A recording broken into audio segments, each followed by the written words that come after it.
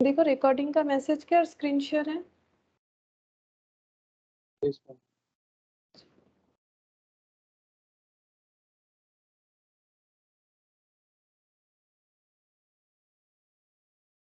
अच्छा देखो, budgeted ratios होता है, ठीक है। बजट एंड बजटरी कंट्रोल पे कंट्रोल रेशियोज होता है। कंट्रोल रेशियोज जो है ये इंपॉर्टेंट है। तो ये देखो कंट्रोल रेशियोज क्या क्या होता है। बजट में ही हम लोग पढ़ेंगे ratios. Budget and budgetary control ये हम लोग पढ़ रहे थे।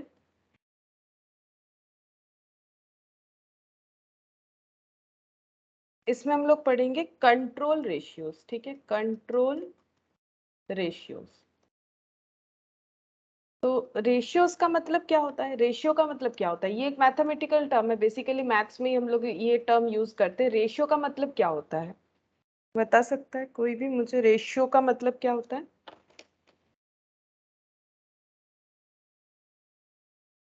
रेशियोज का मतलब क्या होता है, जैसे ये एक रेशियो है ना, 2:3। इसको हम लोग कैसे लिखते हैं, 2/3।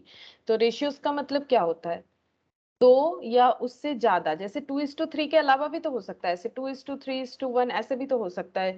तो रेशियोज का मतलब हो जाता है कोई भी दो या उससे ज्यादा एलिमेंट्स के अंदर रिलेशनशिप, ठीक है। तो यहाँ पर लिख देते हैं रिलेशनशिप, रिलेशनशिप बिटवीन टू और मोर एलिमेंट्स। दो या उससे ज्यादा एलिमेंट्स के अंदर जो रिलेशनशिप होता है उसे हम लोग बोलते हैं रेशियोज, ठीक है। अब हमें क्या करना है, हमें इस रेशियोज को क्या करना पड़ेगा, इसे कंट्रोल करना पड़ेगा, ठीक है।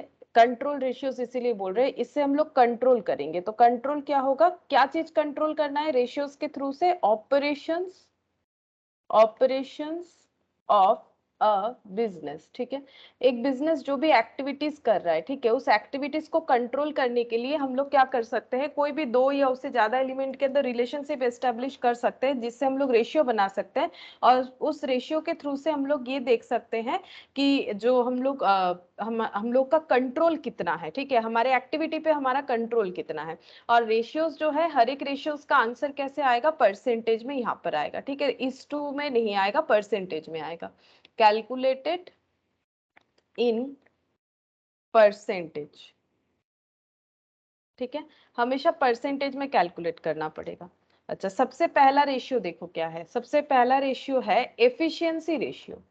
तो हम लोग समझ के करेंगे तो आराम से याद रह जाएगा, फॉर्मूला रटना नहीं पड़ेगा, ठीक है। ये आता है सीए, सीएस सभी में आता है, ठीक है, सीए में भी आता है। तो एफिशिएंसी रेशियोज, तो एफिशिएंसी रेशियोज का मतलब होता है कि जिस रेशियो से हम लोग एफिशिएंसी को कैलकुलेट कर पाएंगे, ठीक है, जिससे हम लोग एफिशिएंसी को कैलकुलेट कर पाएंगे उसको हम लोग बोलेंगे एफिशिएंसी रेशियो। अब एफिशिएंसी कैसे समझ में आएगा, जैसे हम लोग एफिशिएंट है कि कम एफिशिएंट है कि ज्यादा एफिशिएंट है। जैसे मान लो हम लोगों ने मान लिया कि हम लोग एक स्टैंडर्ड टाइम ले लेते हैं, ठीक है, स्टैंडर्ड स्टैंडर्ड स्टडी आवर्स, ठीक है। हम लोगों ने सोचा कि हम लोग पूरे दिन में 10 घंटा पढ़ेंगे, 10 आवर्स पर डे, ठीक है। हम लोगों ने सोचा कि पूरे दिन में 10 घंटा पढ़ेंगे, लेकिन हम लोगों ने एक्चुअली कितना पढ़ा, ये हम लोगों ने एक स्टैंडर्ड फिक्स किया था कि आज हम लोग एक दिन में 10 घंटा स्टडी करेंगे। बट एक्चुअली जब पूरा दिन खत्म हुआ तो हम लोगों ने देखा कि हम लोगों का स्टडी आवर्स जो है वो कंप्लीट होता है 8 आवर्स। हम लोग सिर्फ 8 आवर्स एक दिन में पढ़ पाए, ठीक है, 8 आवर्स एक दिन में पढ़ पाए। तो हमें पहले बताओ कि हम लोग एफिशिएंट हुए कि नहीं हुए, एफिशिएंट हुए कि नहीं हुए। हम लोगों ने स्टैंडर्ड फिक्स किया था 10 घंटा, लेकिन हम लोग 8 घंटा ही पढ़ पाए, तो हम लोग एफिशिएंट है कि एफिशिएंट नहीं है, कम एफिशिएंट है। 10 घंटा स्टैंडर्ड फिक्स किया था, 8 ही घंटा पढ़ा, तो हम लोग कम एफिशिएंट है, ठीक है। तो रिलेशनशिप बिटवीन क्या हो जाएगा, किसका रिलेशनशिप कैलकुलेट करना है, हम लोग यहाँ पर रिलेशनशिप कैलकुलेट करेंगे, relationship between standard and actual. Actual और स्टैंडर्ड के अंदर हम लोग रिलेशनशिप एस्टेब्लिश करेंगे। तो एफिशिएंसी रेशियो का फॉर्मूला होता है, एफिशिएंसी रेशियो कैसे होगा, standard hours for actual output, standard hours for actual output, ठीक है, divided by actual hours, divided by actual hours, ठीक है। हम लोगों ने यहाँ पर मान लो कुछ चैप्टर्स भी सोच लिया था, मान लो हम लोग चैप्टर रेडी करेंगे 5 चैप्टर, ठीक है, 10 घंटा में, ठीक है, लेकिन हम लोगों ने 8 घंटा ही पढ़ा और चैप्टर अगर कम रेडी किया, ज्यादा किया तो ज्यादा एफिशिएंट होंगे। मान लो हम लोगों ने 8 घंटा में अगर 5 चैप्टर रेडी कर लिया, देन तो हम लोग एफिशिएंट हो गए, ठीक है। लेकिन अगर मतलब ये चैप्टर मैंने यहाँ पर दे दिया एग्जाम्पल के तौर पर, अगर मान लो 5 की जगह कम चैप्टर हम लोग रीड कर पाते हैं तो हम लोग कम एफिशिएंट होंगे, ठीक है। तो इंटू यहाँ पर 100 हो जाएगा। तो standard hours for actual output, 5 chapter पढ़ने के लिए हम लोगों ने 10 घंटा लिया था, लेकिन हम लोगों ने सिर्फ 8 घंटे में अगर 5 चैप्टर खत्म कर लिया तो हमें ये पता चल जाएगा कि हम लोग कितने एफिशिएंट है, ठीक है। तो इस तरह से हम लोग एफिशिएंसी रेशियो कैलकुलेट कर पाएंगे। एफिशिएंसी रेशियो का मतलब होगा कि स्टैंडर्ड कितना टाइम लगा था और एक्चुअली कितना, स्टैंडर्ड कितना टाइम सेट किया था और एक्चुअली कितना टाइम लगा, इन दोनों के अंदर का रिलेशनशिप ही हमें एफिशिएंसी रेशियो बताएगा। नेक्स्ट रेशियो देखो, नेक्स्ट रेशियो है एक्टिविटी। हाँ प्रीवियस स्लाइड पे। हाँ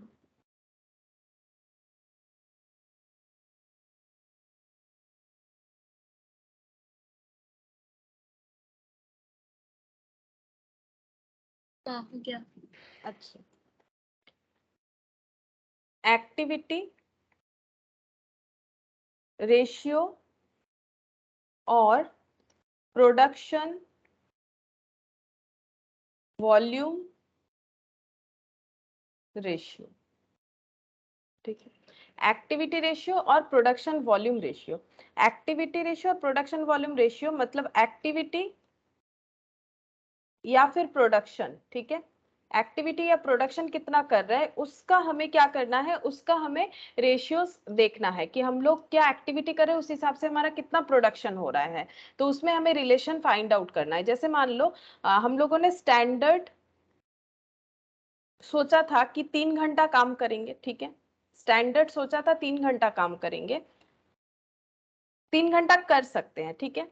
अच्छा, बजटेड, बजटेड हम लोगों ने फिक्स्ड किया कि हम लोग 4 घंटा कर सकते हैं, ठीक है, 4 घंटा कर सकते हैं। और एक्चुअली हम लोगों ने, समझाते हैं 1 मिनट, ठीक है, एक्चुअली हम लोगों ने 4.5 आवर्स लिया। मान लो कोई एक एक्टिविटी है जिसे परफॉर्म करने के लिए हम लोगों ने स्टैंडर्ड सोचा, स्टैंडर्ड मतलब होता है कि इतना टाइम लग सकता है, ठीक है, मतलब इतना टाइम लगना चाहिए। जैसे मान लो एक 100 मार्क्स का पेपर खत्म करने में 3 आवर्स ही लगता है, इसीलिए चाहे कैसा भी एग्जाम हो नॉर्मली हर जगह पे 3 आवर्स ही होता है, ठीक है। मतलब अगर पूरा रिटन है इस तरह से, एमसीक्यूज होने से थोड़ा कम ज्यादा हो सकता है, लेकिन 3 आवर्स ही रहता है, तो ये स्टैंडर्ड है, ठीक है। और बजटेड मतलब हम लोगों ने जितना टाइम लगाया, जैसे तुम लोग कभी कभी एग्जाम देने से बोलते हो ना कि 100 मार्क्स का पेपर 100 मार्क्स का हम लोग 3 आवर्स में नहीं दे पाएंगे क्योंकि बहुत दिन हो गया एग्जाम नहीं दिए, तो हैबिट नहीं है, तो थोड़ा सा टाइम लगेगा, तो हम बोल ठीक है पहला बार दे रहे हो तो 4 घंटा लगा लो, ठीक है। तो ये दैट इज बजटेड कि कितना हमें लग सकता है, ये स्टैंडर्ड है। एक्चुअली कोई एक काम जो हम लोगों ने सोचा है कि परफॉर्म करना है उसको करने के लिए 3 आवर्स ही लगेगा, लेकिन हम लोगों ने अपना बजट फिक्स किया 4 आवर्स, लेकिन एक्चुअली में उसे कंप्लीट करने में 4.5 आवर्स लग गया, ठीक है। ये होता है स्टैंडर्ड बजट और एक्चुअल में डिफरेंस। एक्चुअल तो पता ही है कि एक्चुअली जो होता है, स्टैंडर्ड और बजट में डिफरेंस है कि ये इतना लगना चाहिए, लेकिन हम लोगों ने सोचा कि हमें थोड़ा और ज्यादा टाइम लेके काम करना चाहिए, तो 4 आवर्स लगाए, ठीक है। अब एक्टिविटी रेशियो कैसे फाइंड आउट होगा, एक्टिविटी रेशियो जो है वो एक्चुअली किसमें रिलेशनशिप फाइंड आउट किया जाता है, इससे कोई मतलब नहीं होता है, ये जस्ट समझाने के लिए बोला। एक्टिविटी रेशियो का मतलब होता है standard hours for actual output, जो लगना चाहिए, standard hours for actual output divided by जो हम लोगों ने बजटेड किया, ठीक है, जो हम लोगों ने तय किया बजटेड आवर्स इनटू 100, ये हो जाएगा एक्टिविटी रेशियो और प्रोडक्शन वॉल्यूम रेशियो, ठीक है। अच्छा, नेक्स्ट होगा third ratio, capacity ratio. Capacity ratio मतलब हम लोग कितना टाइम काम कर सकते थे और कितना टाइम किया, ठीक है। तो हम लोगों ने बजट बनाया, बजटेड जो आवर्स है वो सपोज है 10,000 आवर्स, ठीक है। और एक्चुअल में हम लोगों ने टाइम जो लिया कोई भी एक आउटपुट के लिए, सपोज 8000 आवर्स हम लोगों का, देखो कैपेसिटी था, हम लोगों ने कैपेसिटी सोचा कि हम लोग का बजटेड कैपेसिटी 10,000 आवर्स, यानी हम लोग 10,000 आवर्स काम करवा सकते हैं या कर सकते हैं, ठीक है। और एक्चुअली हम लोगों ने 8000 आवर्स ही किया, तो बाकी टाइम हमारा ऐसा ही रह गया, मतलब कैपेसिटी फुल्ली यूटिलाइज नहीं कर पाए, 10,000 घंटे की जगह 8,000 घंटा ही हम लोगों ने काम किया। तो इसका रेशियो कैसे निकालेंगे, capacity ratio equal to actual hours worked, actual hours worked divided by budgeted hours, budgeted hours into 100, ठीक है, budgeted hours into 100, ये हो गया कैपेसिटी रेशियो। अच्छा, इसके बाद फोर्थ नंबर पे है कैलेंडर रेशियो, फोर्थ है calendar ratio.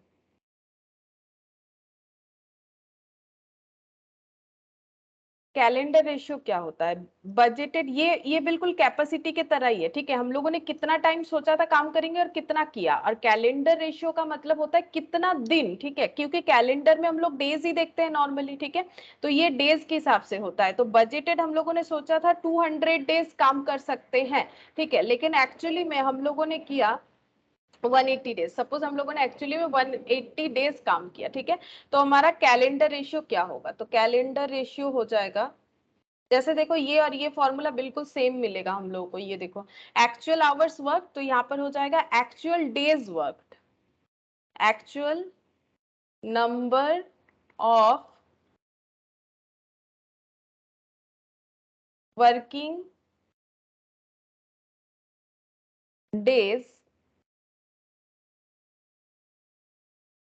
In budgeted period divided by budgeted number of working days in budgeted period into 100, सारा का सारा 100 मल्टीप्लाई करके ही होगा, ये मैंने पहले ही बता दिया था, तो इंटू 100 करना पड़ेगा, ठीक है, परसेंटेज में आंसर्स आएगा। तो ये हो गया कैलेंडर, ठीक है। कैलेंडर में हम लोगों ने सोचा था कैलेंडर के हिसाब से कि 200 डेज काम कर सकते हैं, बट हम लोगों ने देखा कि हम लोग सिर्फ 180 डेज ही काम कर रहे हैं, तो कैलेंडर रेशियो इस तरह से निकलेगा। नेक्स्ट हो जाएगा ideal idle ratio, idle ratio, idle capacity ratio, कितना टाइम हम लोगों ने काम नहीं किया उसे हम लोग आइडल बोलेंगे, मतलब कर सकते थे बट नहीं किया, मतलब कैपेसिटी फुल्ली यूटिलाइज नहीं किया। जैसे यहाँ पर देखो कैपेसिटी फुल्ली यूटिलाइज नहीं है, 200 दिन की जगह 180 दिन किया, यहाँ पर 10,000 आवर्स की जगह 8,000 आवर्स किया, तो कैपेसिटी नॉट फुल्ली यूटिलाइज्ड, तो आइडल टाइम आएगा। तो आइडल कैपेसिटी रेशियो, जैसे देखो बजटेड, सपोज बजटेड टाइम है 10,000 आवर्स, हम आवर्स से ही कंपेयर करके दिखा रहे, डेज से भी हो जाएगा। एक्चुअली हम लोगों ने काम किया 8,000 आवर्स, तो आइडल टाइम कितना हो जाता है 2,000 आवर्स, जो जितना टाइम हम लोग काम कर सकते थे बट हम लोगों ने नहीं किया, तो ये हो गया आइडल टाइम, ठीक है। अब आइडल टाइम 2,000 आवर्स हो गया, अब इसका रेशियो कैसे निकलेगा, idol capacity ratio, idle capacity ratio कैसे निकलेगा, कितना आइडल टाइम है, कैसे निकाला, बजटेड माइनस एक्चुअल, तो वही लिख देते हैं budgeted, budgeted output minus, sorry budgeted capacity लिखो, बजटेड कैपेसिटी, चाहे आवर्स में हो चाहे डेज में हो, माइनस एक्चुअल कैपेसिटी,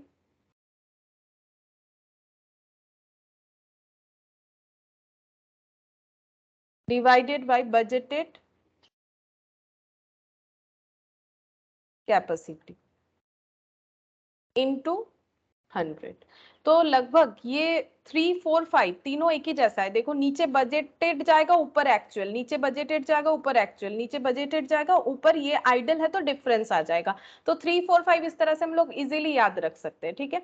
अच्छा, और यहाँ पर ये बाकी दोनों का देखो, एफिशिएंसी पता करना है तो स्टैंडर्ड बाई एक्चुअल होगा, ठीक है, एफिशिएंसी पता करना है तो स्टैंडर्ड बाई एक्चुअल हो जाएगा, और एक्टिविटी भी पता करना है तो स्टैंडर्ड बाई बजटेड हो जाएगा, ठीक है, standard hours divided by budgeted. बाकी ये तीनों जो है ये लगभग सेम ही है, ठीक है, बस इसमें नंबर ऑफ डेज हो जाएगा, यहाँ पर आवर्स हो जाएगा, और यहाँ पर डिफरेंसेस दिखाना पड़ेगा आइडल के लिए।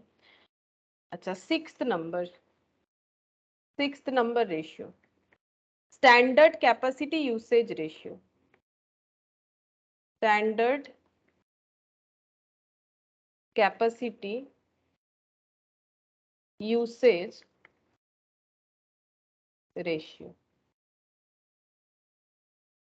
अच्छा, अब हम लोग एक स्टैंडर्ड फिक्स करते हैं। For example maximum possible hours, जितना टाइम हम लोग काम कर सकते हैं, मैक्सिमम कितना टाइम कर सकते हैं। अगर हम लोग मान लेते हैं कि 10,000 आवर्स कर सकते हैं या करवा सकते हैं, और बजटेड, ये हमारा लिमिट है, और हम लोगों ने बजट जो है वो फिक्स किया है 8,000 आवर्स का। ठीक है, 8,000 आवर्स का। ठीक है, बजटेड और मतलब स्टैंडर्ड में फर्क ये होता है कि ये देखो, ये हम लोग इतना कर सकते हैं, ठीक है, लेकिन हम लोगों ने बजट, मान लो कोई खर्चा कर सकता है 500 रुपए, ठीक है, लेकिन उसने अपना बजट बना रखा है 400 रुपए का, तो मैक्सिमम 500 खर्चा कर सकता है, बट उसने 400 रुपए का बजट बनाया। उसी तरह से 10,000 घंटा मैक्सिमम पॉसिबल आवर्स है जो काम कर सकते हैं, लेकिन बजट फिक्स किया है 8,000 आवर्स का। तो इससे हम लोग कैलकुलेट करेंगे standard capacity usage ratio equal to budgeted hours divided by maximum possible hours into 100। ये हो गया standard capacity usage ratio. Next 7th नंबर पे है actual usage of maximum capacity ratio.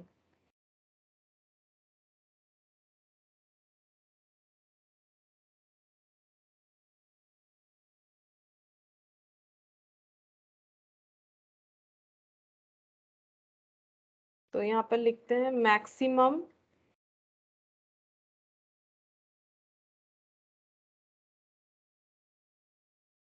Possible hours 10,000 hours. ठीक है, और यहाँ पर हो जाएगा actual hours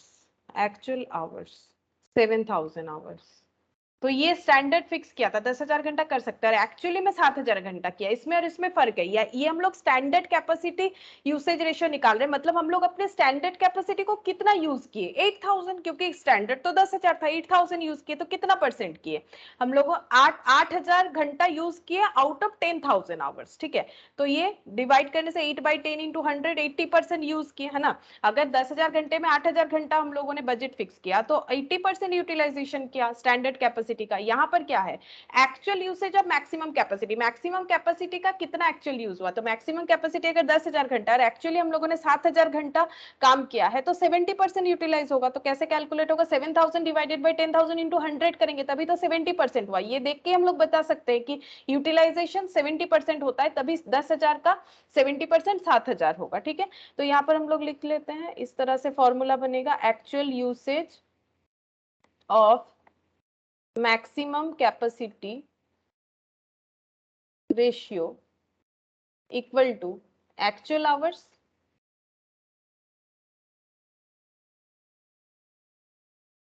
divided by maximum possible hours.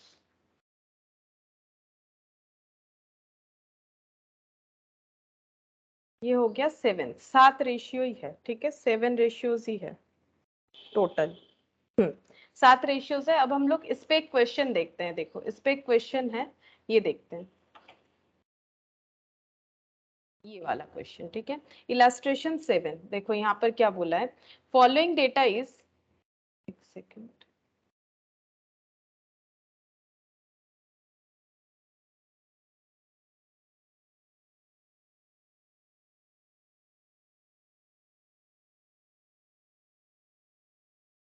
Following data is available for DKG and company. ठीक है, तो किसी एक कंपनी का डेटा दे रखा है, स्टैंडर्ड वर्किंग आवर्स दे रखा है 8 hours per day of 5 days per week. क्या बोला है कि स्टैंडर्ड काम कितना टाइम कर सकते हैं ये लोग, एक दिन में 8 घंटा और एक हफ्ते में 5 दिन। तो क्या मतलब टाइम पीरियड क्या हुआ कि स्टैंडर्ड क्या है, एक दिन में 8 घंटा और एक हफ्ते में 5 दिन। ठीक है, तो ये चीज हम लोग नोट डाउन कर लेते हैं कि हमारे पास डिटेल्स किस चीज का आया। देखो,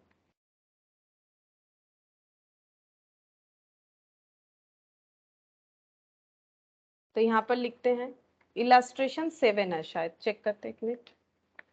हाँ, इलस्ट्रेशन 7 हम लोगों के पास स्टैंडर्ड का डिटेल्स आया। स्टैंडर्ड जो वर्किंग टाइम है वो क्या दे रखा है, स्टैंडर्ड दे रखा है 8 आवर्स पर डे।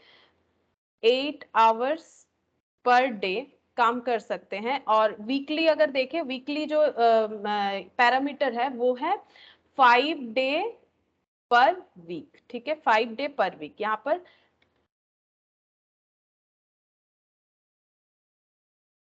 ये ऐसे कर देते हैं, और स्टैंडर्ड का और भी कोई डिटेल्स मिलेगा तो हम लोग लिखते जाएंगे। ठीक है, अच्छा, maximum capacity 50 employees, actually working 40 employees. Maximum 50 लोगों से काम करवा सकते हैं, लेकिन एक्चुअली 40 लोग काम करें।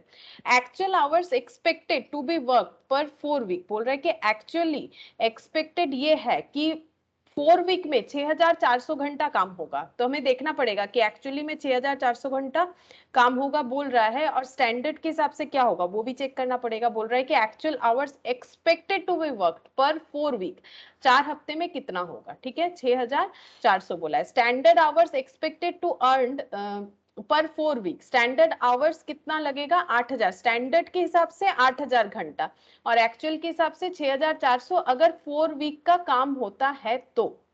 ठीक है, एक बार चेक करके देखें कि इतना हो रहा है कि नहीं। एक बार देख लेते हैं। देखो, एक दिन में 8 घंटा, ठीक है, तो एक हफ्ते में कितना हो जाएगा, हफ्ते में 5 दिन, तो एक दिन में 8 घंटा। ठीक है, तो 5 दिन में कितना हो जाएगा, 8 इंटू 5। ठीक है, एक दिन में अगर 8 घंटा होगा तो 5 दिन में 8 इंटू 5, 5 दिन में। और एक हफ्ते में, इसका मतलब ये 40 आवर्स जो काम हो रहा है ये कितने टाइम में हो रहा है बता सकते हो। एक दिन में 8 घंटा, 5 दिन में 40 hours, for 5 days it's 40 hours. And 40 hours जो है ये कितने मतलब कितने ड्यूरेशन के लिए हो रहा है। 40 आवर्स एक दिन के लिए हो रहा है, कितने दिन के लिए हो रहा है, 5 दिन के लिए, यानी एक हफ्ते के लिए। बोलो, अगर 5 दिन एक हफ्ते के लिए हो रहा है तो 4 हफ्ते के लिए कितना होगा। यहाँ पर 4 हफ्ते का डिटेल्स दिया हुआ है ना। अगर 5 दिन एक हफ्ते के लिए है तो 4 वीक के लिए कितना होगा, फॉर 1 डे 8 आवर्स। देखो, फॉर 1 डे, एक दिन के लिए 8 आवर्स, 5 डेज के लिए 40 आवर्स, तो 5 डेज इक्वल टू 1 वीक यहाँ पर, क्योंकि एक हफ्ते में 5 डेज काम होता है। तो इसका मतलब 4 वीक में कितना आवर्स काम होगा, 40 इंटू 4 करना पड़ेगा, 160 आवर्स। ठीक है, अब ये तो एक एक एम्प्लॉय का निकाल रहे हैं। ठीक है, अगर 50 लोगों से काम करवाते जो कि मैक्सिमम कैपेसिटी है तो पता चलेगा कितना, और अगर 40 से करेंगे तो पता चलेगा कितना। ठीक है, इंटू एक बार 50 करके देखो कितना होता है, 8000। ठीक है, ये हो गया स्टैंडर्ड। स्टैंडर्ड तो इतने ही लोगों से काम करवा सकते हैं ना, और इसी डेटा को अगर हम लोग 40 से मल्टीप्लाई कर देंगे तो एक्चुअल वाला मिल जाएगा। बोलो, ये कैसे आया, समझ में आया कि नहीं, पहले ये बताओ, क्या ये समझ में आया या फिर नहीं आया किसी को भी।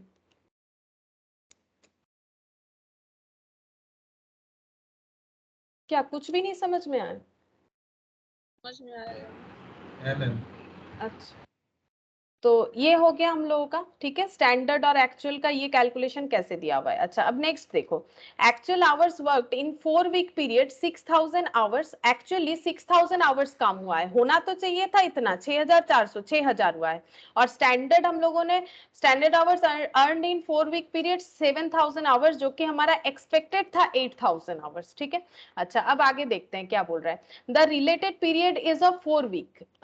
In this period there was a one special day holiday due to national event. अच्छा, नेशनल इवेंट के वजह से एक दिन हॉलीडे रहेगा, 1 डे हॉलीडे रहेगा 4 वीक्स में। ठीक है, कैलकुलेट द फॉलोइंग रेशियोज। अब ये सब रेशियोज जो आज हम लोगों ने सीखा वो रेशियोज कैलकुलेट करने के लिए दिया गया है हम लोगों को। ठीक है, तो सबसे पहला रेशियो बोला है एफिशिएंसी रेशियो। अब एफिशिएंसी रेशियो कैसे हम लोग कैलकुलेट करते हैं कि हमारा स्टैंडर्ड कितना सोचा था टाइम, और एक्चुअली हम लोगों ने कितना टाइम लिया। ठीक है, तो पहले हम लोग ये लिख लेते हैं एफिशिएंसी रेशियो का फॉर्मूला क्या है, उसके बाद हम लोग कैलकुलेट कर लेंगे कैसे होगा। ठीक है, तो हम थोड़ा ऊपर जगह रख के यहाँ पर लिखते हैं ताकि ऊपर हम कैलकुलेट कर ले क्या होगा। ठीक है, तो एफिशिएंसी रेशियो, तो एफिशिएंसी रेशियो कैसे कैलकुलेट होगा, एफिशिएंसी रेशियो कैलकुलेट करने के लिए ऊपर हो जाता है standard hours divided by actual hours into 100, ठीक है। तो हम लोगों को स्टैंडर्ड आवर्स कैलकुलेट करना पड़ेगा, एक्चुअल आवर्स कैलकुलेट करना पड़ेगा, ठीक है। अगर दिया हुआ है तो नहीं करना पड़ेगा, फिर से चेक करके देखो, स्टैंडर्ड आवर्स दे रखा है, standard hours for 4 week period, actually में जो हुआ है कितना है 7000, ठीक है। ये तो एस्टिमेटेड था, ये देखो एक्सपेक्टेड एक्सपेक्टेड लिखा हुआ है ना, मतलब अगर 8 आवर्स पर डे के हिसाब से, वीकली 5 डेज के हिसाब से, मैक्सिमम 50 इंप्लॉइज और एक्चुअली 40 इंप्लॉइज के हिसाब से अगर हम लोग बनाते हैं अपना बजट, तो ये बनेगा, ठीक है, ये होना चाहिए। लेकिन एक्चुअली में हुआ क्या है, एक्चुअली आवर्स वर्क इतना हुआ है और उसके हिसाब से स्टैंडर्ड आवर्स अर्नड इन 4 वीक पीरियड 7000 आवर्स हुआ है, ठीक है। तो एफिशिएंसी रेशियो इसके हिसाब से निकलेगा, एक्सपेक्टेड के हिसाब से तो नहीं निकलता है, तो हम लोग इसको लिखेंगे 6000 डिवाइडेड बाय, यहाँ पर स्टैंडर्ड कितना है, स्टैंडर्ड 7000 है, शायद स्टैंडर्ड है 7000, 7000 डिवाइडेड बाय 6000 इंटू 100। अब इसको देखना पड़ेगा कितना आ रहा है, तो इसको कैलकुलेट कर लेते हैं।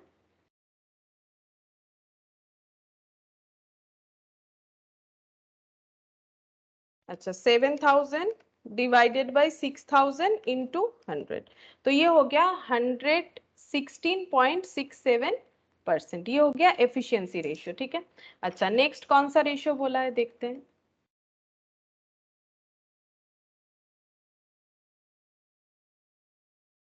अच्छा, नेक्स्ट बोला है एक्टिविटी रेशियो, एक्टिविटी रेशियो। तो एक्टिविटी रेशियो भी इसी तरह से होता है, स्टैंडर्ड डिवाइडेड बाय, देख लो फॉर्मूला क्या है एक्टिविटी रेशियो का, एक्टिविटी रेशियो का मतलब होता है स्टैंडर्ड डिवाइडेड बाय बजटेड, ठीक है। स्टैंडर्ड क्या फिक्स किया था और उस पे बजट क्या हम लोगों ने बनाया था, तो स्टैंडर्ड डिवाइडेड बाय बजटेड, यहाँ पर लिखते हैं standard hours divided by budgeted hours into 100। तो स्टैंडर्ड आवर्स तो हमें पता है 7000 आवर्स, ठीक है। बजटेड आवर्स हम लोगों को देखना पड़ेगा, यानी एक्सपेक्टेड, बजटेड जो है वही एक्सपेक्टेड है, तो बजटेड आवर्स कितना है, बजटेड आवर्स है ये रहा, actual hours expected to be worked per 4 week 6400, ठीक है, 6400 आवर्स इंटू 100, तो ये हो गया 7000 डिवाइडेड बाय 6400 इंटू 100, तो ये हो गया 109.375%, 109.375%। अच्छा, इसके बाद कौन सा रेशियो बोला है, कैलेंडर रेशियो। कैलेंडर रेशियो, कितना दिन अवेलेबल था हम लोगों का काम करने के लिए और हम लोगों ने कितना दिन किया, तो ऊपर हो जाएगा अवेलेबल वर्किंग डे, ऐसे भी बोल सकते हैं, या फिर budgeted available working day divided by budgeted working day, budgeted, अच्छा ऊपर अवेलेबल होगा, ये देख लेते हैं एक बार। ये देखो कैलेंडर का एक्चुअल, हाँ actual, actual number of working days in a budgeted period और budgeted number of working days, तो available working days divided by budgeted working days into 100, ठीक है। तो बजटेड वर्किंग डेज कितना है, बजटेड वर्किंग डेज है 4 week, ठीक है। 4 वीक मतलब कितना दिन होता है, एक दिन में अगर एक वीक में अगर 5 डेज काम होगा तो 4 वीक में कितना डेज काम होगा, अगर एक वीक में 5 डेज काम होगा तो 4 वीक में कितना डेज काम होगा 20, 4 इंटू 5, ये हो गया 20 डेज हो जाएगा, ठीक है, ये इतना डेज हो जाएगा।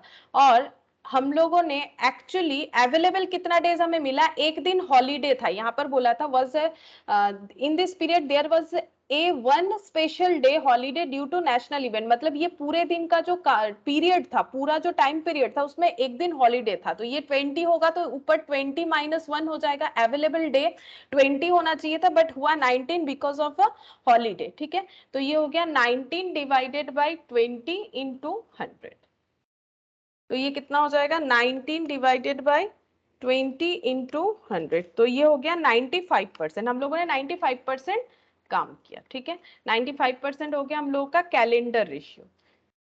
अच्छा, इसके बाद है standard capacity usage ratio, 4th number, standard capacity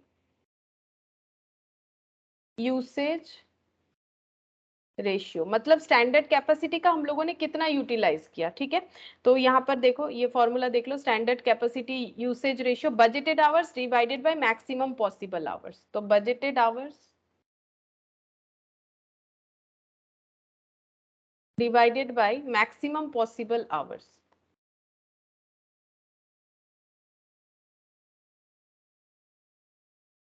into 100।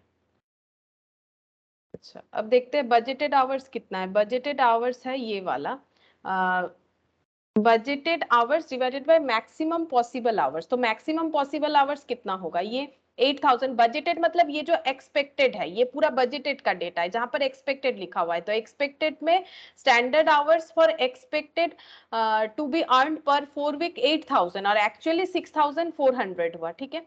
तो 6400 और जो मैक्सिमम है वो है 8000। तो 8000 आवर्स और यहाँ से हम लोगों ने 6400 आवर्स का यूटिलाइजेशन किया, ठीक है, इंटू 100। तो ये हो जाएगा 6400 डिवाइडेड बाई 8000 इंटू 100। तो 80% हो जाएगा, ये वाला हो गया 80%। अच्छा फिफ्थ नंबर देखते हैं। फिफ्थ नंबर में क्या बोला है, actual capacity usage ratio.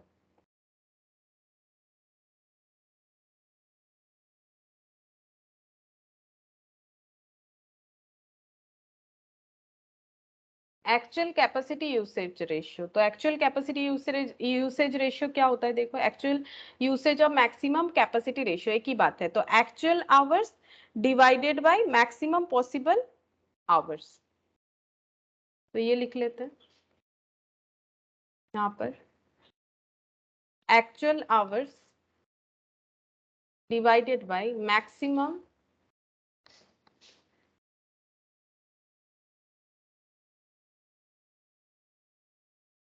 Possible hours into 100। तो एक्चुअल आवर्स मतलब एक्चुअल बोल रहा है, बजटेड नहीं। तो ये वाला पॉइंट हमें देखना चाहिए जहां पर एक्सपेक्टेड नहीं लिखा हुआ है। तो 6000 और यहाँ पर ये कितना हो जाएगा, ये है एक्चुअल आवर्स वर्क कितना, actual hours work in 4 week 6000, ठीक है। तो एक्चुअल आवर्स वर्क में 6000 लिख देते हैं और नीचे क्या लिखा हुआ है वो चेक करते हैं। ये हो गया 6000 और मैक्सिमम पॉसिबल आवर्स कितना है, ठीक है। तो मैक्सिमम पॉसिबल आवर्स जो है इन ए पीरियड वो कितना हो जाएगा, ये है मैक्सिमम पॉसिबल आवर्स हो जाएगा 7000, ठीक है। 7000 हो जाएगा तो डिवाइडेड बाय 7000 इंटू 100। तो 6000 divided by 7000 into 100, 6 divided by 7 into 100। तो ये हो जा रहा है 85.71%। अच्छा सिक्स नंबर क्या है, actual usage of budgeted capacity ratio. Actual usage of budgeted capacity ratio. इसका फॉर्मूला क्या होता है, actual usage of budgeted capacity ratio. अच्छा तो ये हो जाएगा, अच्छा ये पहले वाला क्या था फिर, actual usage of budgeted capacity ratio ये था एक्चुअल कैपेसिटी यूसेज रेशियो। अच्छा इसमें होगा actual hours work divided by maximum possible hours in a period. अच्छा मैक्सिमम पॉसिबल आवर्स ये थोड़ा सा अलग है। अच्छा एक्चुअल कैपेसिटी रेशियो, अच्छा ये रेशियो शायद मैंने डिफाइन नहीं किया, ये वाला मैंने ये वाला डिफाइन किया, actual usage of maximum capacity ratio, actual usage of budgeted capacity ratio, ये है मैक्सिमम कैपेसिटी रेशियो, नहीं ये ठीक है। और एक होता है actual usage of budgeted capacity ratio, जो भी यहाँ पर दिया हुआ है इसका फॉर्मूला बता देते हैं। देखो क्या होगा, इसका फॉर्मूला हो जाएगा actual working days, working hours, calendar तो नहीं बोला है कि हम लोग डेज लिखेंगे, आवर्स लिखेंगे, divided by budgeted hours. Budgeted hours क्योंकि हम लोग को यहाँ पर कैलकुलेट करना है कि हम लोग बजटेड आवर्स का क्या यूटिलाइजेशन किया, actual usage of budgeted capacity ratio. Budgeted capacity जितना था उसमें हम लोगों ने कितना एक्चुअल यूसेज किया है, ठीक है। तो यहाँ पर देखो हम लोगों का एक्चुअल यूसेज हुआ है कितना, 6000 आवर्स, ठीक है। एक्चुअल यूसेज हुआ है 6000 आवर्स और बजटेड कैपेसिटी कितना था, बजटेड एक्चुअल आवर्स का बजटेड कैपेसिटी था 6400 आवर्स, तो यहाँ पर लिखेंगे 6400 आवर्स, ठीक है, इनटू 100, तो ये हो जाएगा 6000 डिवाइडेड बाय 6400 इनटू 100, तो ये हो गया 93.75%, ठीक है। तो एक बार फिर से बता देते हैं, सारा याद हो जाएगा। यहाँ पर हम लोग ना एक डिटेल्स बना लेते हैं, तो हमें बार बार देखना नहीं पड़ेगा। ये देखो यहाँ पर एक डिटेल्स बना लेते हैं, ये जो मैंने लिखा था ना, यहाँ पर एक डिटेल्स लिख लेते हैं, मैक्सिमम कैपेसिटी, तो फिर बार बार नहीं देखना पड़ेगा। ये एक बार तुम लोग भी लिखो ताकि समझ में आ जाए कैसे कैलकुलेट हुआ। Maximum capacity in a budgeted period, budgeted period का मैक्सिमम कैपेसिटी हम लोग कैसे कैलकुलेट करेंगे, तो क्या था रूल्स कि 8 घंटा काम करना है एक दिन में, तो 5 डेज में कितना होगा, और ये 5 डेज जो है ये 4 वीक का पीरियड के लिए बनाया गया है, ठीक है, 4 वीक पीरियड के लिए बनाया गया है। और बजटेड लेबर जो है वो 50 एम्प्लॉइज, ठीक है, 50 एम्प्लॉइज को लेके किया गया है। मैंने पहले वहां पर दिखाया था, अभी यहाँ पर लिख के दिखा देते हैं। तो ये 8000 आवर्स हो गया, ठीक है, ये 8000 आवर्स हो गया, इसको हम लोग बोलेंगे maximum capacity in A budgeted period, ठीक है। उसके बाद हम लोग कैलकुलेट करेंगे बजटेड आवर्स, बजटेड आवर्स कितना हो रहा है, ठीक है। तो बजटेड ये मैक्सिमम है, और बजटेड आवर्स कितना होगा, हम लोग अगर 40,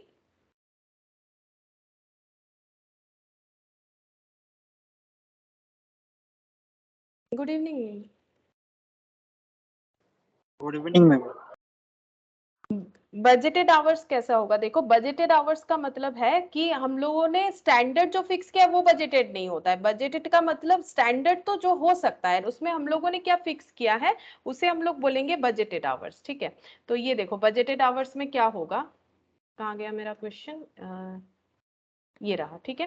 तो यहाँ पर देखो बजटेड आवर्स कितना होगा, 40 इंप्लॉइज हम लोगों ने एक्चुअली में काम करवाया है, ठीक है, मतलब 40 इंप्लॉइज एक्चुअली काम करेंगे 8 आवर्स पर डे के हिसाब से, 5 डेज 4 वीक, तो इस तरह से 6400 आएगा, ये हम लोग लिख लेते हैं, बजटेड आवर्स आ जाएगा 40 एम्प्लॉय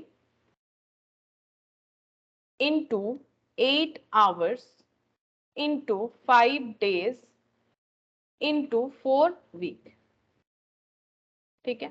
तो ये आ जाता है 6400 आवर्स, ठीक है। ये हो गया मैक्सिमम कैपेसिटी और ये हो गया बजटेड आवर्स, ठीक है। मैक्सिमम क्या हो सकता है, हम लोग 50 लोगों को लेके कर सकते हैं, लेकिन एक्चुअली 40 लोगों को लेके करना चाहते हैं, तो बजटेड के हिसाब से ये हो गया मैक्सिमम इतना हो सकता है। मैक्सिमम हम लोग 8000 घंटा काम करवा सकते हैं, लेकिन हम लोगों ने बजट जो बनाया वो 6400 का बनाया है, ठीक है।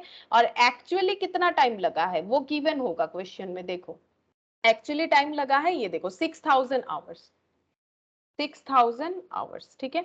और standard hours for actual output, और स्टैंडर्ड के हिसाब से चले तो एक्चुअल आउटपुट के लिए 7000 घंटा लगेगा, standard hours for actual output,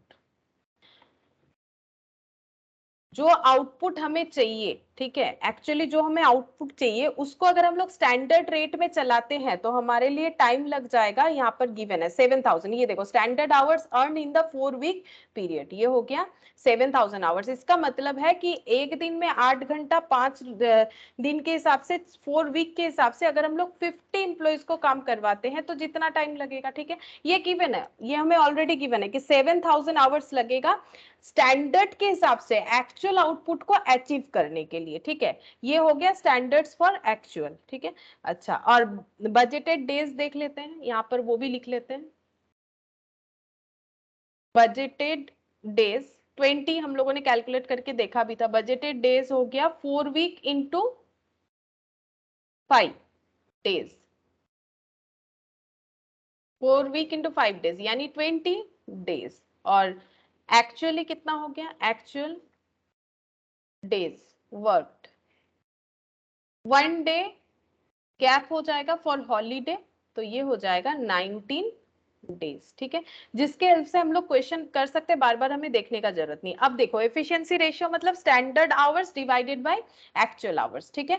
तो स्टैंडर्ड आवर्स कितना है, स्टैंडर्ड आवर, ये देखो स्टैंडर्ड आवर्स का मतलब है standard hours for actual output. देखो मैंने यहाँ पर लिखा भी था standard hours for actual output. Actual output पाने के लिए स्टैंडर्ड आवर्स कितना है, तो standard hours for actual output यानी 7000 डिवाइडेड बाय एक्चुअल आवर्स यानी 6000, ठीक है। अच्छा, activity ratio standard hours divided by budgeted hours, standard hours तो वही है 7000 और बजटेड आवर्स कितना है, ये रहा बजटेड आवर्स 6400। फिर अवेलेबल वर्किंग डेज कितना है 20, ठीक है, 20 है हम लोग का बजटेड वर्किंग डेज और अवेलेबल मिला हमें 90 डेज क्योंकि एक दिन कम हो गया, तो इससे कैलेंडर रेशियो निकल गया। फिर बोला है स्टैंडर्ड कैपेसिटी यूसेज रेशियो, ठीक है, स्टैंडर्ड कैपेसिटी यूसेज रेशियो में क्या लिखना है, budgeted hours divided by maximum possible hours. तो बजटेड आवर्स कितना है, बजटेड है 6400, 6400 और मैक्सिमम पॉसिबल कैपेसिटी आवर्स ये है 8000, तो 6400 डिवाइडेड बाय 8000, 80% हो गया, ठीक है। अच्छा, अब नेक्स्ट देखो, नेक्स्ट है एक्चुअल कैपेसिटी यूसेज रेशियो, तो एक्चुअल आवर्स, तो एक्चुअल आवर्स कितना है 6000, एक्चुअल आवर्स है 6000, maximum possible hours, maximum possible hours है हम लोगों का 8000, ठीक है। ओ अच्छा, यहाँ पर मैंने गलत लिख दिया है क्या, ये 8000 होगा, ये 8000 होगा, ये रॉन्ग हो गया है, यहाँ पर मैक्सिमम पॉसिबल आवर्स तो 8000 है ना, तो 8000 होगा, तो ये गलत हो गया, इसको ठीक कर लो। 6 डिवाइडेड बाई 8 इंटू 100, मैंने शायद गलत लिख दिया, 6 डिवाइडेड बाई 8 इंटू 100, हाँ 75% होगा ये, देख लेते हैं पर आंसर, हाँ 75% है, तब गलत हुआ था। अच्छा, मैक्सिमम पॉसिबल आवर्स 8000 हो गया। अच्छा, नेक्स्ट देख लेते हैं, नेक्स्ट है actual usage of budgeted capacity ratio, तो ये देखो क्या है formula, actual working hours, actual working hours divided by budgeted, तो एक्चुअल वर्किंग आवर्स 6000, बजटेड है 6400, तो 6000 डिवाइडेड बाय 6400 93.75%, ठीक है। तो हम लोग क्या कर सकते हैं, अगर हम लोग ये बना लेते हैं, ये जो अभी हम लोगों ने डिटेल्स बनाया तो आराम से कर सकते हैं। एक हम लोगों ने क्या निकाला, मैक्सिमम कैपेसिटी ने बजटेड पीरियड का मतलब होता है कि हम लोगों ने जो पीरियड सोचा है कि पर वीक पर वीक 5 डेज के हिसाब से 4 वीक का हम लोगों ने पीरियड जो है डिसाइड किया है, 4 वीकली पीरियड का काम हम लोगों ने डिसाइड किया। मैक्सिमम कैपेसिटी क्या हो सकता है, मैक्सिमम अगर हम लोग 50 लोगों को लेके काम करें, और स्टैंडर्ड वर्किंग आवर्स यही है, अलग कुछ नहीं है, स्टैंडर्ड में भी जितना है पर डे पर वीक एक्चुअल में भी उतना ही है, तो ये सबको मल्टीप्लाई करेंगे तो हम लोग को मिल जाएगा मैक्सिमम क्या हमारे पास टाइम अवेलेबल है। और हम लोगों ने बजट क्या फिक्स किया है कि हम लोग सारा चीज सेम रखेंगे, बस 50 की जगह 40 इंप्लॉइज लेंगे, ये हो गया बजटेड। और एक्चुअली उसी काम को करने के लिए 4 वीकली पीरियड में हमें 6000 घंटा लगा एक्चुअल आवर्स, ठीक है। और यही चीज अगर हम लोग स्टैंडर्ड के हिसाब से चलते तो हमें टाइम लगता 7000 आवर्स सेम आउटपुट पाने के लिए, that is standard hours for actual output. बस ये हम लोग को अगर बना लेते हैं, और बजटेड डेज और एक्चुअल डेज अवेलेबल सेम होता अगर एक दिन हॉलीडे वाला बात नहीं होता, हॉलीडे वाला बात है तो यहाँ पर 19 डेज आ गया। बाकी हम लोग यहाँ पर फॉर्मूला जो है उसके हिसाब से करेंगे। एफिशिएंसी का मतलब होता है कि हम लोगों ने अपना एफिशिएंसी कम हुआ कि ज्यादा हुआ, ठीक है। हम लोगों ने स्टैंडर्ड क्या फिक्स किया था और एक्चुअली हम लोगों ने कितना टाइम लगाया, इन दोनों का जो रिलेशन है उसी को हम लोग एफिशिएंसी रेशियो बोलेंगे। एक्टिविटी का मतलब क्या स्टैंडर्ड हम लोगों का टाइम हम लोगों ने सोचा था और बजटेड हम लोगों ने क्या सोचा था, ठीक है, ये होता है एक्टिविटी, ठीक है। एफिशिएंसी हम लोग कैसे चेक करते हैं कि हम लोगों ने क्या सोचा था और कितना टाइम लिया, उन दोनों के अंदर का जो डिफरेंस, उसे हम लोग एफिशिएंसी, अगर 3 घंटे का पेपर हम लोग 2.5 घंटे में खत्म करते हैं, दैट इज आवर एफिशिएंसी, हम लोगों ने आधा घंटा पहले काम कर लिया। एक्टिविटी का मतलब हो जाता है कि कितना नॉर्मली होता है, नॉर्मल एक सब चीज का स्टैंडर्ड होता है, तो स्टैंडर्ड क्या था और हम लोगों ने अपना बजट क्या फिक्स किया, तो हम लोग कितना एक्टिविटी कर पाए, ठीक है। तो ये हो जाता है एक्टिविटी रेशियो। कैलेंडर का मतलब डेज, क्या डेज हम लोगों ने सोचा था कितने दिन में काम कंप्लीट करेंगे और हम लोगों ने अपना बजट कितने टाइम का फिक्स्ड किया था, ठीक है। उसके बाद स्टैंडर्ड कैपेसिटी यूसेज, मतलब हम लोगों ने अपना कैपेसिटी स्टैंडर्ड में कितना, मतलब स्टैंडर्ड और एक्चुअल में बोल रहा है, ठीक है। तो ये देखो स्टैंडर्ड कैपेसिटी यूसेज रेशियो हम लोग का बजटेड, हम लोगों ने क्या बजट फिक्स किया और मैक्सिमम पॉसिबल हमारे पास कितना टाइम था। एक्चुअल कैपेसिटी यूसेज रेशियो यानी actual hours divided by maximum possible hours, ये दोनों देखो सेम है। Standard capacity usage ratio budgeted by maximum possible hours, और actual capacity usage ratio actual divided by maximum possible hours. और actual usage of budgeted capacity ratio actual working hours divided by budgeted hours. तो थोड़ा सा एक बार समझ के read करोगे तो याद हो जाएगा, यहाँ से लेकिन क्वेश्चन आता है, ठीक है, रेशियोज का क्वेश्चन आता है।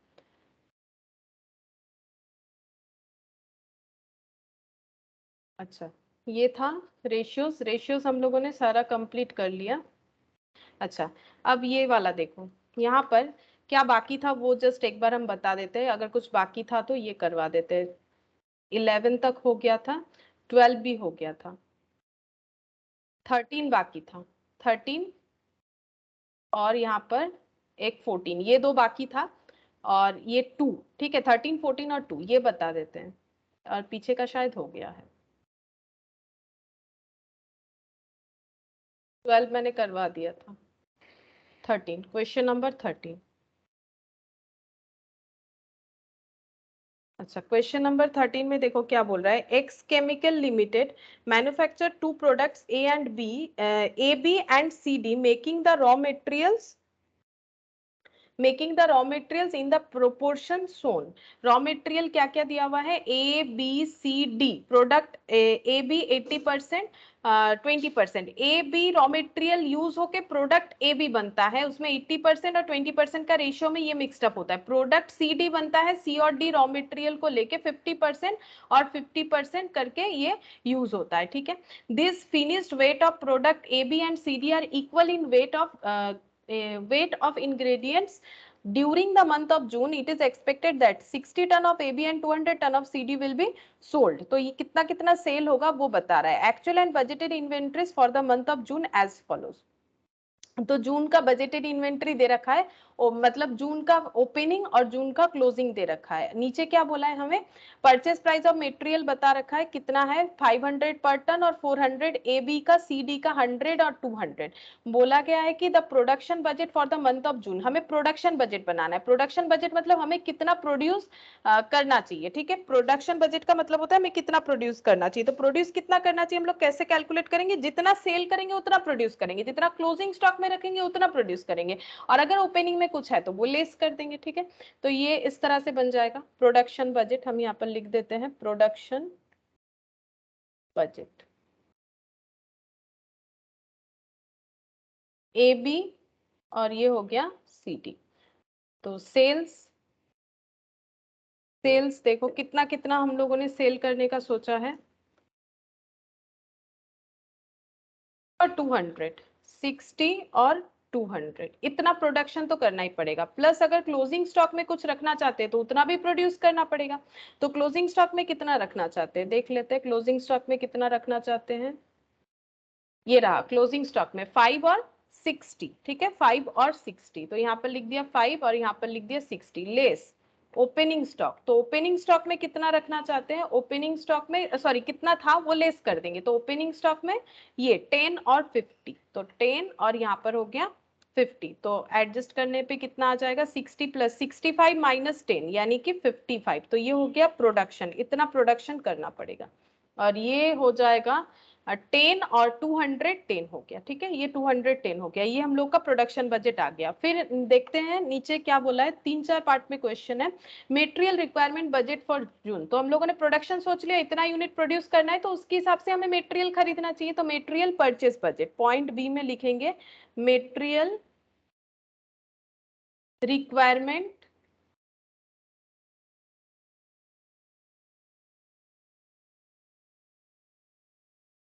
बजट।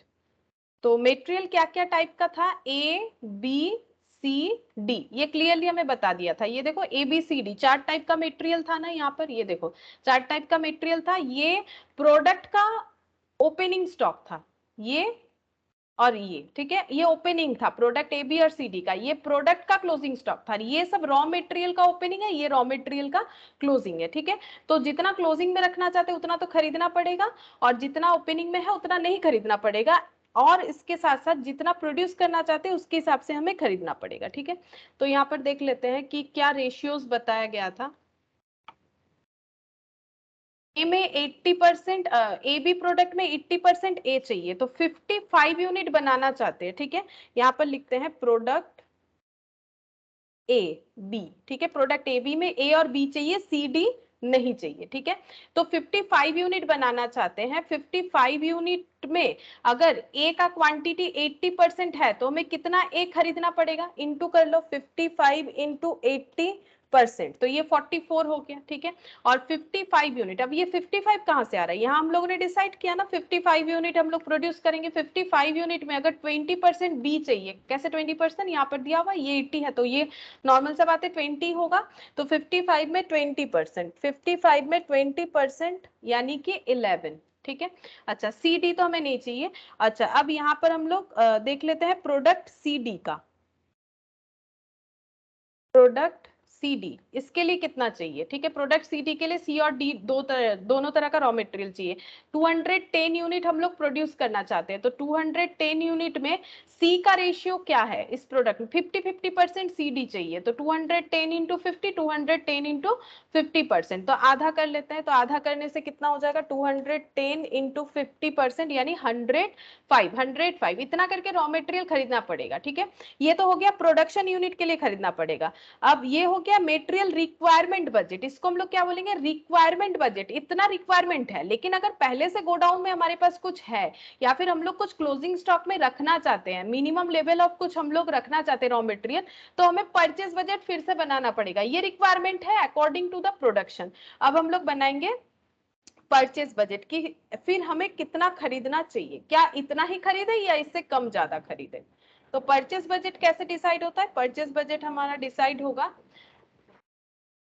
यहाँ पर मेटेरियल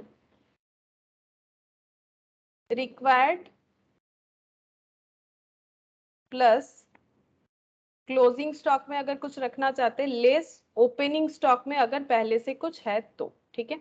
तो मेटेरियल रिक्वायर्ड कितना हो जाएगा, रिक्वायर्ड है 44 और 11, ये है 44 और ये है 11। सी डी का भी लिखना पड़ेगा यहाँ पर 105 और 105। क्लोजिंग स्टॉक में type of raw material A कितना रखना है हम लोगों को, ये है 20 और 40, ए भी रखना है 20 और बी रखना है हम लोगों को 40, ठीक है। और सी डी कितना रखना है 300 200।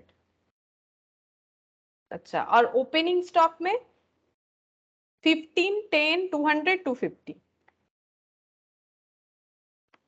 200 और 250। अच्छा अब हम लोग यहाँ से देख लेते हैं कितना हो जाएगा परचेज वेट के हिसाब से, ठीक है। वेट के हिसाब से कितना हो जाएगा, तो 20 माइनस 15, 5 हो गया, 5 और 45 49 हो जाएगा, 40 माइनस 10 30, ये हो गया 41। अच्छा 105 300 और 200 100 मतलब 205 हो गया। अच्छा 250 और 200 -50 105 -50 तो ये हो जाएगा 55, ठीक है।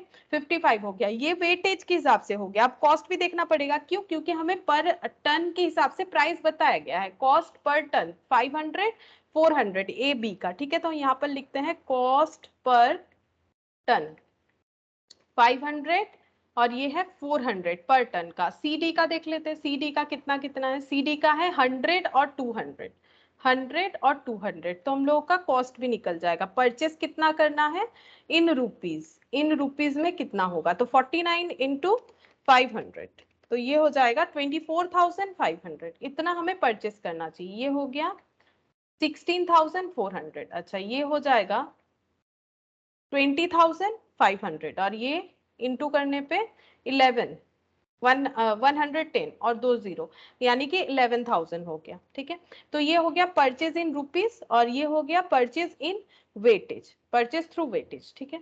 तो ये हो गया इस तरह से, ठीक है। परचेज रिक्वायरमेंट बजट इसीलिए अलग से दिया है, तो यहाँ पर ये पॉइंट देखने वाला था कि रिक्वायरमेंट बजट क्या होता है, हमें कितना चाहिए। अब हम कितना खरीदेंगे वो तो हमारे क्लोजिंग स्टॉक और ओपनिंग स्टॉक के ऊपर डिपेंड करके चेंजेस हो सकता है ना, इसीलिए। ये हो गया 13, 14 वाला बाकी था, देखो 14, क्वेश्चन नंबर 14।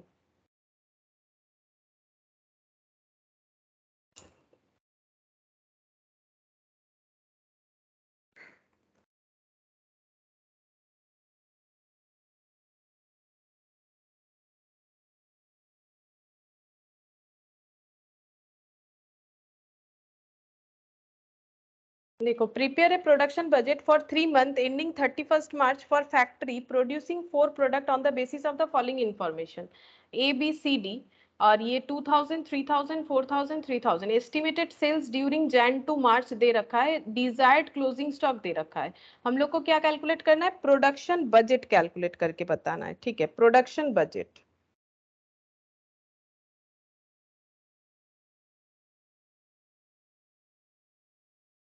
प्रोडक्शन बजट कितना प्रोड्यूस करना पड़ेगा, तो जितना सेल करेंगे उतना प्रोड्यूस करना पड़ेगा, और जितना क्लोजिंग स्टॉक में रखना चाहते हैं उतना प्रोड्यूस करना पड़ेगा, और अगर पहले से ऐसा कोई स्टॉक अवेलेबल है तो वो हम लोग लेस कर देंगे।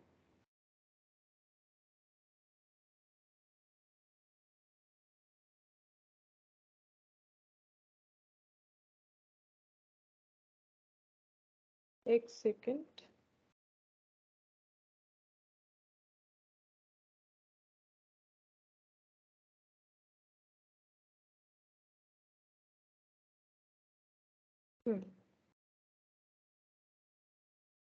तो प्रोडक्शन बजट फॉर 3 मंथ्स यहाँ पर लिख देते हैं, फॉर 3 मंथ एंडिंग 31 मार्च 2016। अच्छा, product A, product B, product C, product D. Sales, तो सेल्स कितना कितना है, सेल्स है एस्टिमेटेड सेल्स 10,000, 15,000, 10, 15, 13, 12, 13 और 12। At closing stock, closing stock कितना कितना है, क्लोजिंग स्टॉक है ये वाला 3000, 5000, 3000, 3000, 5000, 3000 और ये लास्ट वाला था 2000। ओपनिंग स्टॉक है 2343, 2343, ठीक है। तो बस इसको कैलकुलेट करने से प्रोडक्शन बजट पता चल जाएगा। तो ये हो गया प्लस 1000 मतलब 11,000 इतना प्रोडक्शन करना पड़ेगा। यहाँ पर हो गया प्लस 2000 मतलब 17,000, यहाँ पर हो गया माइनस 1000 मतलब 12,000, और ये हो गया माइनस 1000 यानी 11,000 प्रोडक्शन, ब्रैकेट में यूनिट। यूनिट तो कुछ बोला नहीं है इसलिए मैंने यूनिट लिख दिया, ठीक है, पर्टिकुलरली कोई यूनिट तो बोला नहीं है। अच्छा, अब ये वाला क्वेश्चन देखो, इलास्ट्रेशन 2, ठीक है, थोड़ा सा अलग है। Budgeted production and production cost for the year ending 31 December are as follows. तो प्रोडक्ट एक्स और प्रोडक्ट वाई का बजटेड प्रोडक्शन दे रखा है, प्रोडक्शन कॉस्ट दे रखा है। Production unit 2,20,000, 2,40,000, direct material per unit, material जो खरीद रहे हैं उसका खर्चा इतना इतना है, कॉस्ट बता रखा है ना, बोल रहे हैं ना कि प्रोडक्शन कॉस्ट भी बताया, तो मेटेरियल का खर्चा एक यूनिट पे इतना होगा एक्स के लिए, वाई के लिए, वेजेस इतना इतना होगा पर यूनिट के लिए। Total factory overhead for each type of production variable है 6,60,000 और 9,60,000, मतलब इतना यूनिट बनाने के लिए 6,60,000 और इतना यूनिट बनाने के लिए 9,60,000 वेरिएबल है। तो फिर डिवाइड करने से सेम ही आना चाहिए, चेक कर लेते हैं एक बार। 6,60,000 डिवाइडेड बाई 2,20,000,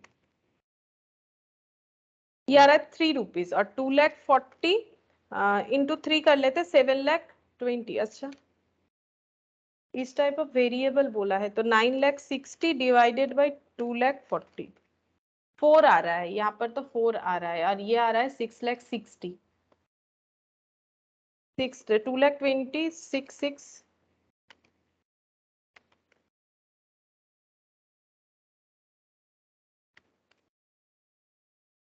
3 आ रहा है। अच्छा ठीक है, देखते हैं, वेरिएबल खर्चा है ये बोल रहा है, ठीक है, वेरिएबल टाइप है। अब देखते हैं सेमी वेरिएबल भी है क्या, या फिर हमें ये अलग करना पड़ेगा, देख लेते हैं। A company is manufacturing 2 product X and Y, a forecast about the number of units to be sold in the first 7 month is given below. बोल रहा है कि कंपनी 2 तरह का प्रोडक्ट बनाता है, प्रोडक्ट एक्स और वाई, वो तो हम लोगों ने पहले ही देख लिया, और इन्होंने एक मंथली फोरकास्ट बनाया है कि जैन से लेके जुलाई तक इन लोगों का जो सेल है एक्स का कितना होगा, वाई का कितना होगा, ये बताया, ये डेटा यहाँ पर दे रखा है। फिर बोल रहा है it is anticipated that there will be no WIP at the end of any month. किसी मंथ के एंड में डब्ल्यूआईपी यानी वर्क इन प्रोग्रेस नहीं रहेगा, मतलब सारा का सारा फिनिश्ड गुड्स बनेगा। Finished unit equal to half the sales for the next month will be the stock at the end of each month including December of previous year. बोल रहा है कि फिनिश्ड गुड्स जो है, फिनिश्ड यूनिट्स जो होगा equal to the half the sales for the next month का मतलब अगर क्लोजिंग स्टॉक कुछ होगा नेक्स्ट मंथ के सेल का आधा होगा eight the end of each month including December of previous year के दिसंबर में भी ऐसा ही सिस्टम किया गया था। Prepare for 6 months ending 30th June A production budget and A summarised cost of production budget. तो ऐसा क्वेश्चन हम लोगों ने किया था, फीफो बेसिस पे था। ये फीफो कुछ बोला नहीं है, प्राइस भी नहीं बोला है इसमें, सिर्फ हम लोगों को प्रोडक्शन बजट बनाने के लिए बोला है। ठीक है, तो हम लोग सिर्फ प्रोडक्शन बजट बनाएंगे।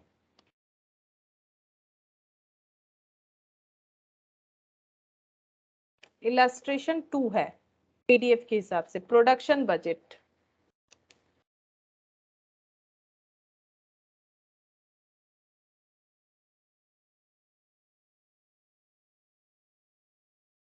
For 6 months ending 30th June product x का बना लेते, फिर प्रोडक्ट वाई का बनाएंगे, दोनों अलग अलग बनाएंगे। प्रोडक्ट एक्स,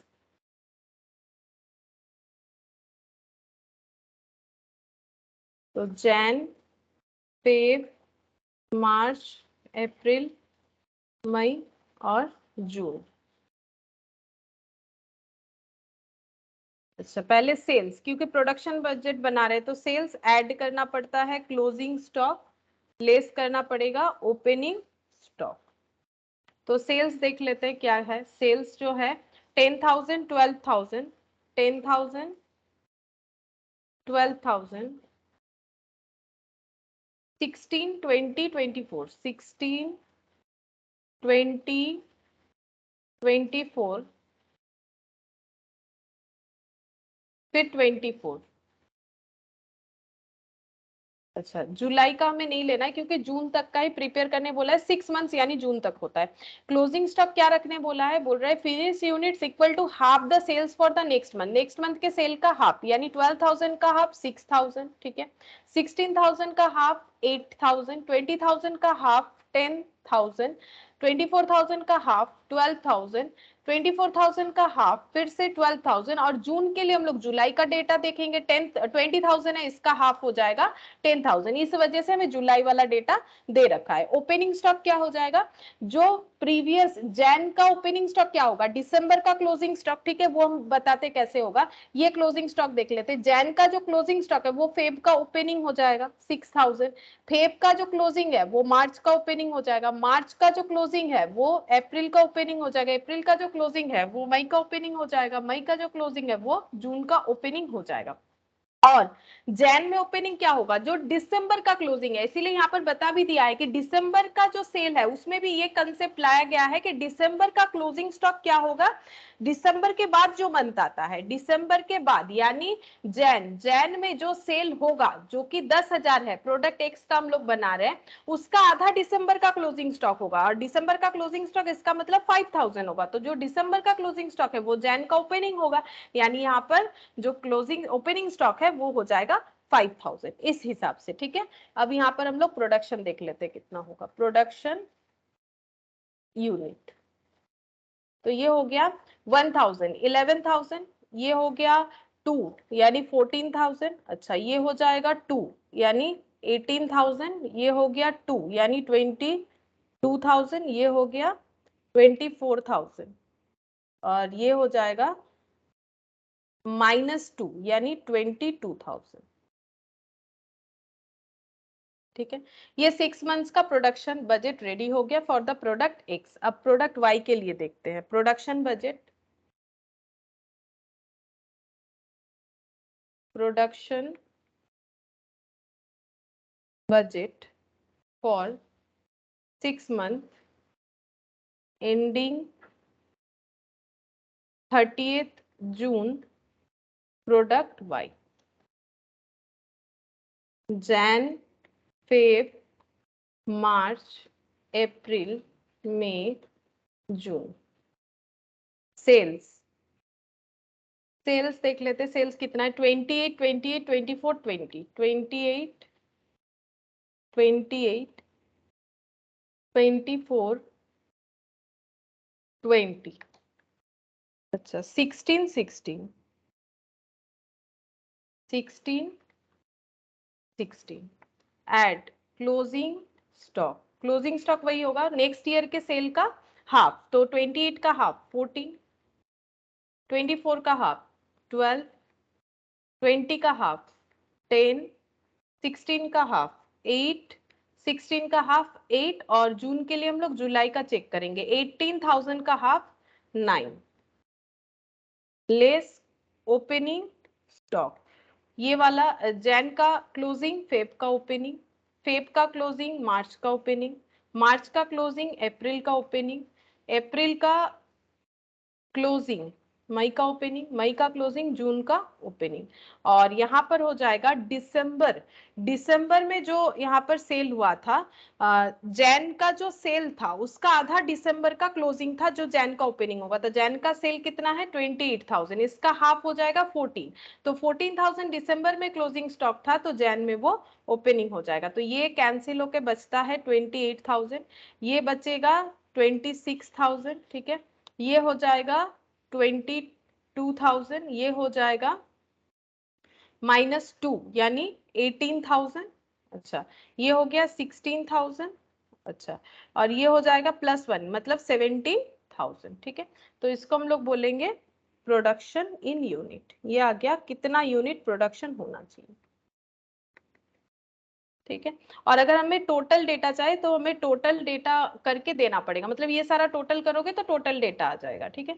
अच्छा इसके बाद एक summarised cost of production budget बनाने के लिए बोला है, समराइज्ड कॉस्ट ऑफ प्रोडक्शन, तो हम लोग वो बना लेते हैं, देखो मतलब कितना कॉस्ट लगेगा इतना प्रोडक्शन करने के लिए, तो समराइज्ड कॉस्ट ऑफ प्रोडक्शन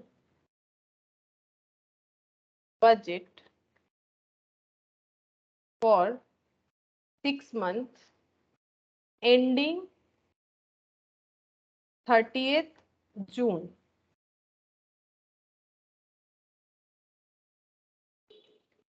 तो क्या क्या कॉस्ट इनकट हो रहा है वो हमें ऊपर में पहले ही बता रखा है, मेटेरियल पर यूनिट का कितना और वेजेस, ठीक है, तो यहाँ पर लिखते हैं मेटेरियल, पर्टिकुलर कॉलम बना लेते हैं, particulars product X product Y, ठीक है, लेकिन हम लोगों ने टोटल नहीं कैलकुलेट किया, टोटल कैलकुलेट कर लेना चाहिए कि कितना यूनिट हम लोग एक्स और वाई बना रहे हैं, तो टोटल यहाँ पर हम बना लेते हैं, टोटल कितना होगा, यहाँ एक टोटल कॉलम बना लेते हैं और सिर्फ इसका टोटल लिख लेते हैं, प्रोडक्शन टोटल कितना होगा, तो 11 14 18 22, तो 11 14 18 22 24 और 22, मतलब 1,11,000 आ रहा है, 1,11,000 ये हो गया। अच्छा और इसमें भी एक टोटल कॉलम बना के देख लेते हैं टोटल कितना होगा,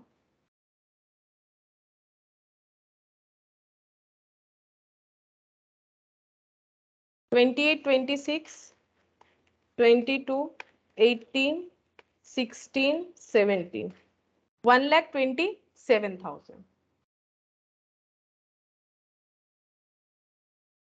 ठीक है, तो यहाँ पर प्रोडक्ट वाई के लिए 1,27,000 के हिसाब से कॉस्टिंग करना है, यहाँ पर 1,11,000 के हिसाब से कॉस्टिंग करना है, ठीक है, तो यहाँ पर सबसे पहला खर्चा दिख रहा है हम लोगों को मेटेरियल का, तो मेटेरियल का रेट जो है at the rate of, material है at the rate of 12.5 X के लिए, अच्छा तो फिर ये 12.5 लिख नहीं सकते क्योंकि दोनों का अलग अलग है, तो 12.5 यहाँ पर लिखते हैं इनटू 11130, ठीक है, तो 12.5 इंटू 111, तो ये आ रहा है 13,87,500, 13,87,500 ये रुपीज में आ गया, ठीक है।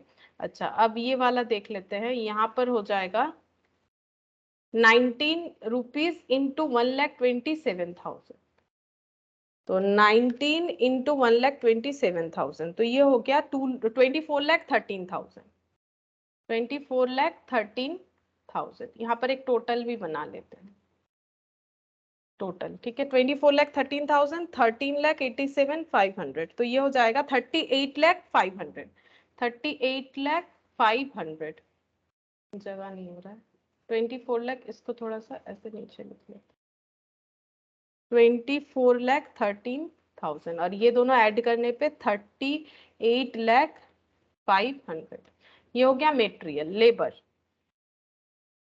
लेबर का कितना होगा? लेबर है 12.5, एक्स के केस में 12.5, अच्छा दोनों ही 12 नहीं 4.5 है, 4.5 इंटू 1,11,000,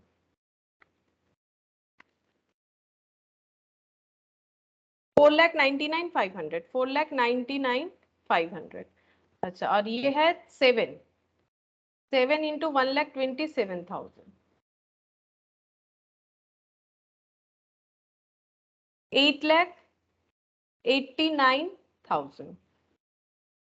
दोनों ऐड करने से होता है 13,88,500, 13,88,500, ये टोटल हो गया मेटेरियल और लेबर। अच्छा अब इसके बाद वेरिएबल ओवरहेड बोला था,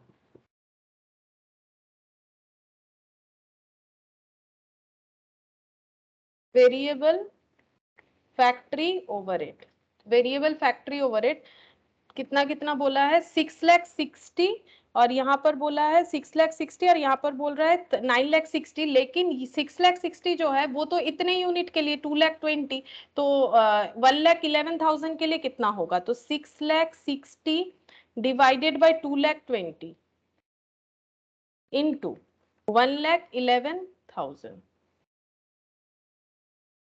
तो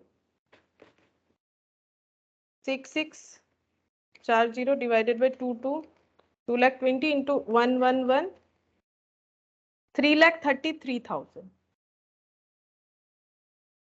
यहाँ पर भी उसी तरह से कैलकुलेट करना पड़ेगा। अच्छा ये है 9,60,000 for 2,40,000 into 1,27,000, 9,60,000 divided by 2,40,000 into 1,27,000, 5,08,000, 5,08,000 plus 3,33,30, 3,33,000, 8,41,000, ये सारा टोटल करना पड़ेगा। 13,87,500 प्लस 4,99,500 प्लस 3,33,000, तो ये हो जाता है 2,20,000। अच्छा फिर यहाँ पर 24,13,889 और 508, 38,10,000, 60,30,000, 60,30,000, 60,30,000, ये हो जाएगा कॉस्ट ऑफ प्रोडक्शन करने का जो कॉस्ट आ रहा है, मतलब summarised production budget, cost of production, ठीक है, कि प्रोडक्शन करने का कॉस्ट कितना होगा।